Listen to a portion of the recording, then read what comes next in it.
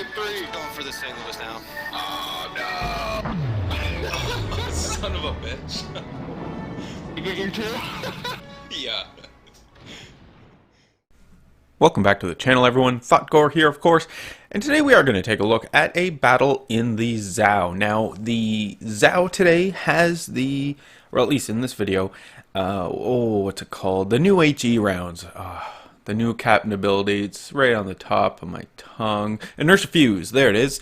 Has that going on. So, you know, as you watch the video, keep that in mind in terms of damage numbers, because I'm still sort of on the fence as to whether or not I should be running this captain skill on my higher tier cruisers with higher caliber guns, like the Zhao and the Moskva.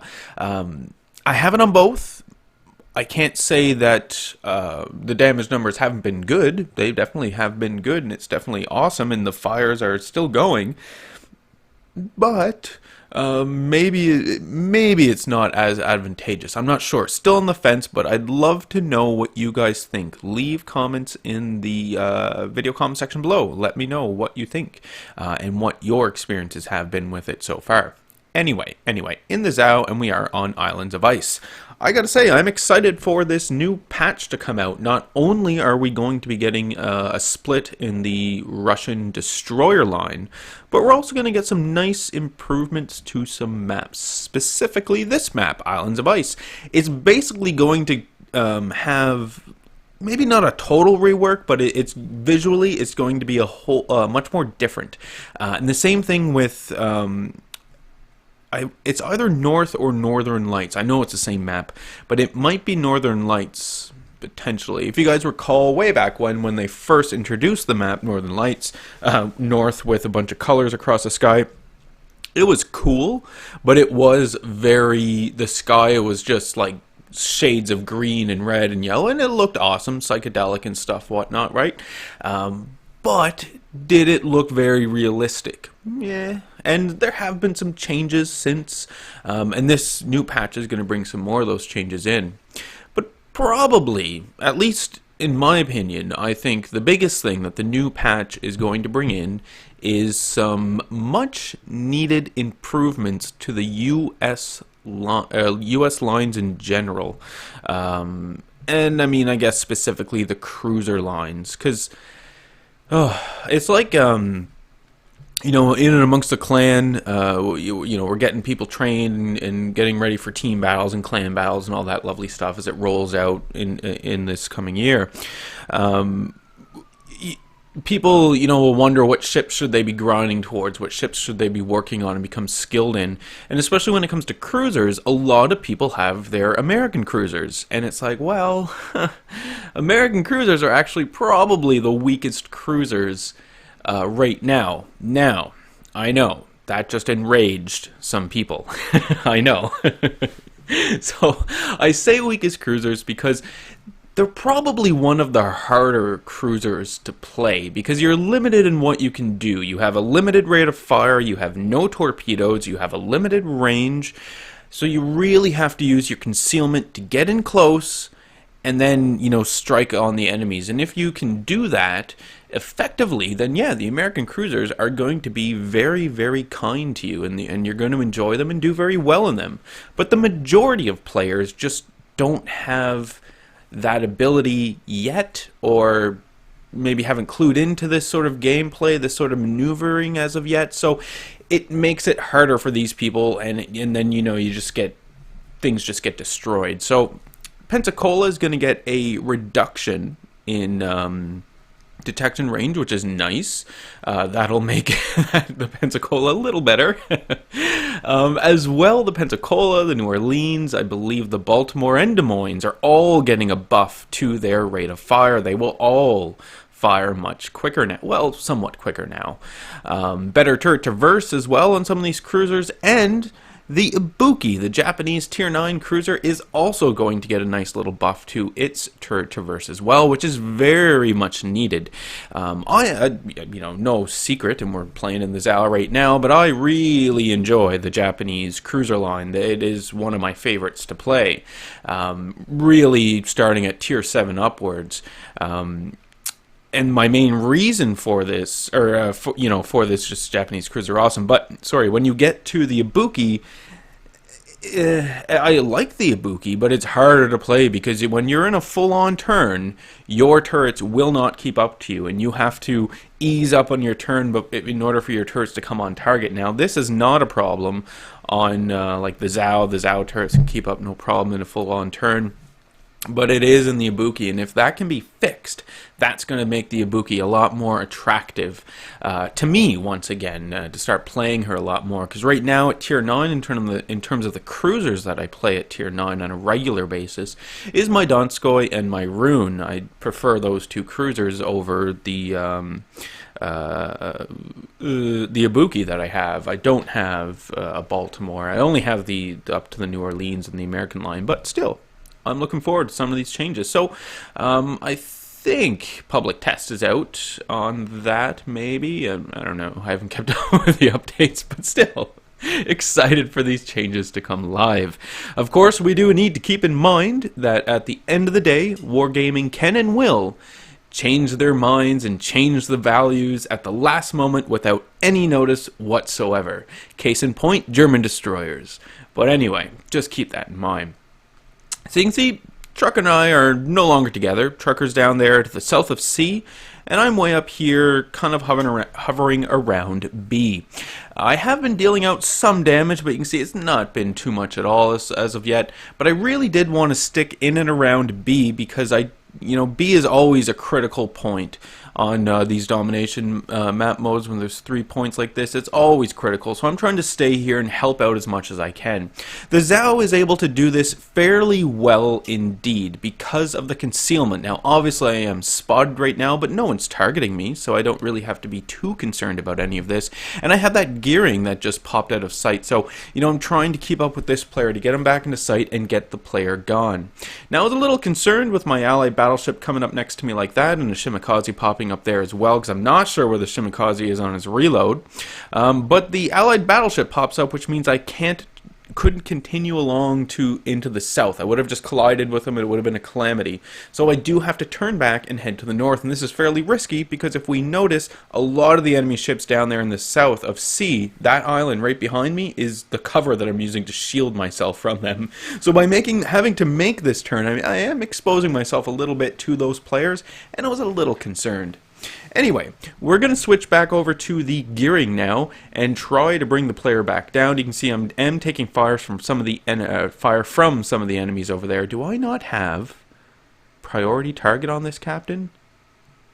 Huh. I hope I do. But anyway. Shots out onto the gearing. We can see Trucker's still down there in the south, and those guys down there in the south are in the process of contesting C, right? Preventing the enemy from taking it. In the meantime, my allies did swoop up there and take A, which is perfect. We need to have A, and we are in the process of taking B. We still have the gearing and Shimakaze to deal with in and around B, but it looks like those two ships are no longer actually in the cap point, preventing us from taking the B point, which is good, so we can start getting more points, of course, because we are down one ship. I mean, we've taken out one of the enemy battleships, but we paid for it with a cruiser and a destroyer. So we can see some of the enemy ships there off in the distance, getting some shots in here and there where I can, and we're up to about 28,000 damage, which is not too great for the Zhao, to be honest. Not too great at all, but to be fair, I haven't really had a chance to just sort of get in there and just dish out a bunch of damage very, very quickly, because, don't get discouraged as battle is progressing along and your damage numbers aren't very high yet. Something will happen and there will be an opportunity for you to just dish out damage like crazy. So just, don't get discouraged, don't get impatient, just play the battle as safely as you can. Keeping your situational awareness, obviously, because you have to have situational awareness. Without it, you're just not going to get anywhere. So we see an enemy cruiser there off in the distance in reverse, avoiding the torpedo, so we'll take advantage of this and start raining down some shells on the player, hoping to set a few fires. Now, I don't finish the game with a whole bunch of fires like we saw the other day in the Kutsov with the 22 fires. It's very RNG-ish, these whole fires as to whether or not you're going to set them. So this is, and I'm mentioning this because of the inertia fuse discussion there at the beginning of the video, but just keep that in mind as the video is progressing along as well in terms of overall fire set for the battle. It is an RNG thing, and you're not going to get it all the time. Plus, on the Donskoy, I'm running every single flag I possibly can to increase the value of fire, whereas on the Zhao, I have no idea. I have a bunch of flags on her, and I haven't checked what flags exactly I have on her in quite some time. Anyway, we got ourselves a nice bow-on battleship over there, and I mean, this is really where your HE cruisers are just going to excel like mad when you can start just dumping in your HE into the bow of an enemy battleship, setting fire, just causing havoc, and hopefully as well causing the battleship to turn, opening up a broadside for one of your allies to take advantage of. We do see the enemy ships are a little rattled down there in the south, right? They were sort of grouped up for quite some time, but now it looks like Trucker and his group down there have managed to really push those guys back, and C is still being contested, mind you. We don't have it as of yet, but the enemies just need to be, shoot out of there, and we'll have the point without too much problem. Same thing up here at B. We can see the Zhao is making some moves here. We've got the Shimakaze over here as well, which I'm focusing on, and I do believe the gearing is still lurking about here as well, so we need to be careful, because there are definitely destroyers out there that definitely have the range to get us. And on top of this, of course, we're being spotted this entire time, so we can expect to get some shells raining in from us from some of those battleships in the background. Luckily, most of the cruisers are firing at my destroyer ally, and I say luckily loosely because obviously we're going to lose the destroyer ally. It's gone now, I think. Oh no, there he is, still alive. But once he's gone, they are just going to start destroying me. It's just natural. This Shimakaze captain, not sure what the player was thinking. I mean, driving in a straight line seems pretty much like a bad idea in any ship, let alone a destroyer, but if he wants to, I guess. Anyway, he paid the price for it, so I managed to take down the Shimakaze. And you can see, I mean, in that foray there with the Shimakaze, I got a bit more damage done, so we're sitting on about 62,000 now. Shimakaze did get some torpedoes off, but it does look like we're going to be able to avoid these torpedoes without too much concern, so that's not too bad at all. And the enemies who were down there at C are regrouping, and they are making a push now to B. So the question becomes, do we stay at B and continue our defense, or do we want to swoop into swoop into C and just drive those enemies off so we can finally have that point? And in ships, it's not always very apparent what you should or should not be doing. And the only piece of advice that I can provide for that is just keep your situational awareness. Look at the map, look what's taking place, and try to understand what's taking place. So if we look at our mini map, and we don't see the whole team, but as the battle has progressed, we do have a general understanding of the enemy being in the southeast. Take a torpedo there, manage to repair. Not too big of a deal. So with the enemy in the southeast, we can fairly and safely assume that the enemies will continue their push on B. They probably are going to swing back to C as well, so it is probably a good idea for us to position ourselves in between B and C. This way, whatever the enemy happens to do, we will be in a position to react to it. And that is really the important thing here to keep in mind, and in ships in general, right? You do have to make assumptions based on as much information as you possibly have. But if a lot of the maps and the ranges of your guns and stuff does make it possible, fairly easily, to position yourself to be able to cover 2 points. And if you can get yourself into that position, it is very, very helpful. Now in this case, I am moving towards the south, and we do have a rune, charging through B here. Doing a bit of damage to me here as well, so a little concerning.